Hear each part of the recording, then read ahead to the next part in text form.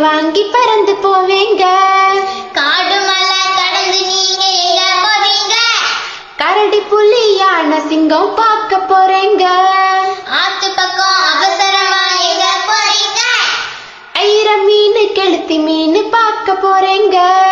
வழியில பஸ் இழுத்தா என்ன செய்வீங்க? வழக்கமான பஜ்ஜி வடை வாங்கிக் கொள்வேங்க. டெல்லியில பேச போற செய்தி என்னங்க? டிவியில பார்த்து நீங்க தெரிந்து கொள்ளுங்க. எலியாரே எலியாரே எங்க போறீங்க?